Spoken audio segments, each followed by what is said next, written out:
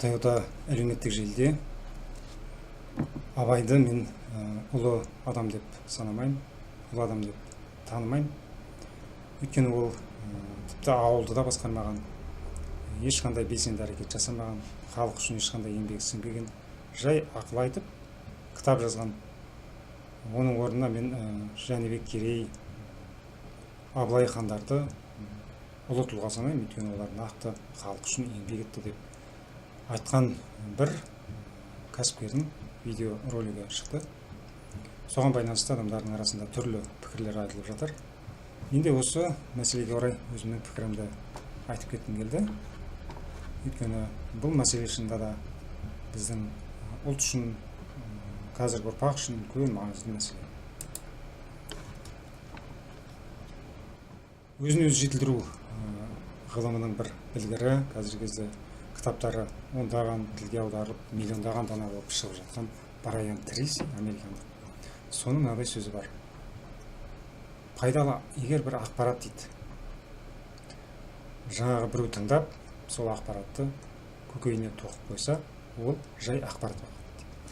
Егер сол ақпаратты ол тыңдап, сондағы айтылған нәрсені өмірде нақты жүзеге асырып, пайдаланып, кәдесіне жаратса, бұл білім болады. Айтқанда білім дегеніміз бұл ақпаратты кәдесіне жарату, нақты өмірде пайдалану. Сол білім болады. Ал егер ол пайдаланбаса, жай ақпарат болады. Мысалы, есекке кітапты артып қойсаңыз, ол ақылды болып кетпейді. Есек үшін кітап та, тас та бәрі бір жүк. Сол сияқты көп ақпарат білетін адамды білімді деп санауға болмайды, өйткені ол жай ақпаратты жаттап алды. Ал сол ақпаратты нақты өмірде пайдасына жаратса адам, ол білімді болып саналады.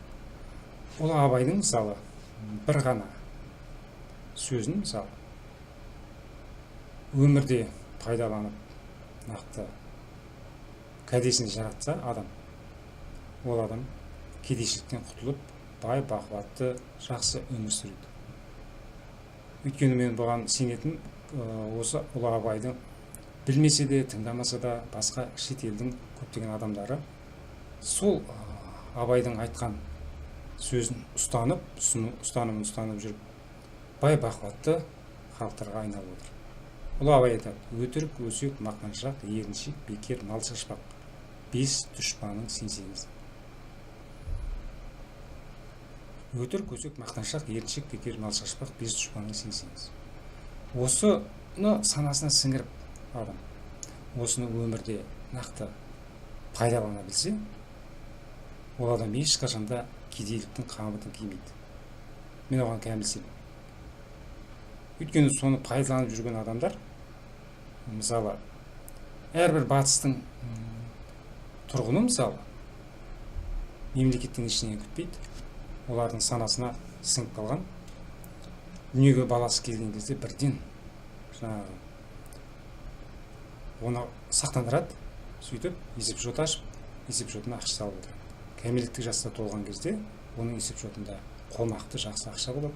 Сол ақшаны мысалы беріп, баласына беріп, өмір жолын аман қарай жалғастыруына көмектеседі. Олар асып-тасып біздегідей той жасамайды. Олар өтірік өсек айтып, уақытын босқа өткізбейді. Олар әрбір тиынын үнемді пайдаланады. Сол арқылы бақуатты болып отыр. Неміс халқы, ағылшын, француз халқы, тағы да басқа батыс елдерінің халықтары. Олар Абайды білмейді, бірақ Абайдың осы ұстанымын, айтқан ұстанымын ұстанып отырады. Сол арқылы бай, бақуаттылыққа жетіп отыр. Ал біз қазақша, бізде Абай бар, Абай сол өлеңдерін айтып кетті. Өсиеттерін айтып кетті. Бірақ біз Абайды білеміз, Абайды құрметтейміз, Абай ұлы адам деп айқайлағанымыз болмаса, соның сөзін, тым болмаса осы бір ауыз өлеңін, бір ауыз ұлағатты сөзін жаңағы кәдемізге асырып жатқан жоқпыз. Биыл көктемде бір телехабардан мынадай ақпарат алдым. Шымкент қаласының, бір ғана Шымкент қаласының өзінде 500-дей тойхана бар. 500-дей тойхана. Және Шымкент адамдарының тұрғындары Шымкенттің тұрғындары 1 жылдың ішінде сол тойханаларда 100 миллиард теңгеден астам ақшаларын қалдырып кетеді. Сенбі жексенбіні былай қойғанда, жай күндердің өзінде сол тойханалар бос болмайды дейді. Күнде той. Қазақтың қазіргі елі, мен ойлаймын, үлкен бір тойханаға айналып кеткен сияқты. Қаптаған тойхана. Баласы 1-ші сыныпқа барса той, 1-ші сыныпты бітірсе той, 2-ші сыныпты бітірсе той, 30-ға келсе той, 40-қа келсе той, мерейтойлар, қаптаған мерейтойлар. Әйтеуір сыныпқа сылтау керек, бәр той. Қаптаған той.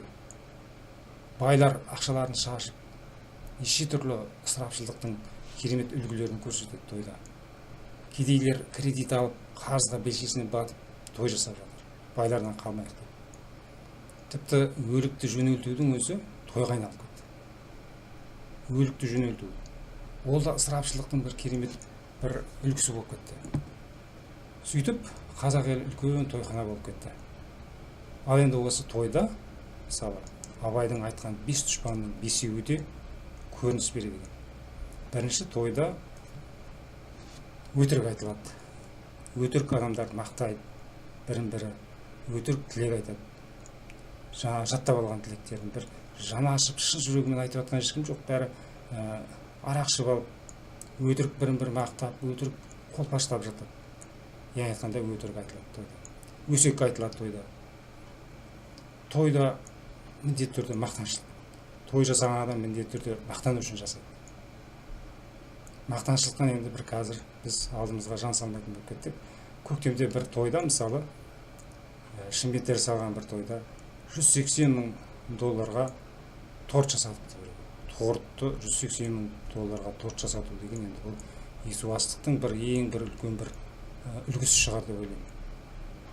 Соншама. Сол ақшаға торт жасатқанша баспанасы жүрген адамдарға, жастарға баспана сатып алып берсе, қанша адам үйсіз-күйсіз жүрген адамдар баспана алып қалар еді. Бәрі ысырапшылдық, мақтаншылық үшін жасап жатыр. Сосын қазақтың тойлары 1 сағат, 2 сағатта бітпейді. 5 сағат, 10 сағат созылады. 5 сағат, 10 сағат бойы ет жеп, тамақ ішіп, арақ шарап ішіп, ән салып отырады адамдар. Яғни айтқанда жалқаулық. Еріншектік жалқаулық деген тойдың бір көрінісі. Содан кейін ысырапшылдық ақырында. Той деген бұл ысырапшылдық. Сөйтіп, ұлы Абайдың айтқан 5 дұшпаны: өтірік, өсек, мақтаншақ, еріншек, бекер, мал шашпақ, 5 дұшпанын сенсеңіз деген. 5 дұшпанның 5-еуі де осы тойда көрініп тұр. Яғни айтқанда қазақтар той жарыс жасап жатқан қазақтар Абайдың сөзін құлағына қыстырып жатқан жоқ. Абайды тыңдап жатқан жоқ. Сондықтан да қазіргі ұрпақтың арасында жаңағы осындай көзқарастағы адамдар қалыптасып пайда болып жатса, оған таңғалудың керегі жоқ. Ұлы Абайды сувенир ретінде кітаптарын үйге сақтап, сөреге қойып, немесе жаңа дорбаға салып іліп қоюдың қажеті жоқ. Ұлы Абайды оқу керек. Оқып қана қоймай, санаға сіңіріп, оны нақты жүзеге өмірде пайдалану керек. Сонда ғана біз, қазақтар, Ұлы Абайды айтқан өсиеттерін, игілігін көре аламыз. Әйтпесе жаңағыдай Абайды ауылды да басқармаған, түкке тұрмайтын адам деп санайтын ұрпақтар көбейе береді, өсе береді. Ертең Абайды мүлдем мойындамайтын, Абайдың жаңағы ертең ескерткіштерін алып тастап, Абайдың есімдерін, көшелерін алып тастап, Абайдың есімін мүлдем жоқ қылып, жойып жіберіп жатса, оған таңғалуға болмайды. Өйткені біз соған қарай ақын келе жатқан сияқтымыз. Өйткені Абайды біз тек қана жаттап алып, мен Абайды білемін, Абай ұлы адам деген сияқты жаттанды сөзбен ғана айтып жүрміз. Шын мәнінде Абайды оқып, оның ұлағатты сөздерін өмірде пайдаланып, кәдемізге асырып жатқан жоқпыз. Мәселенің барлық мәні осында.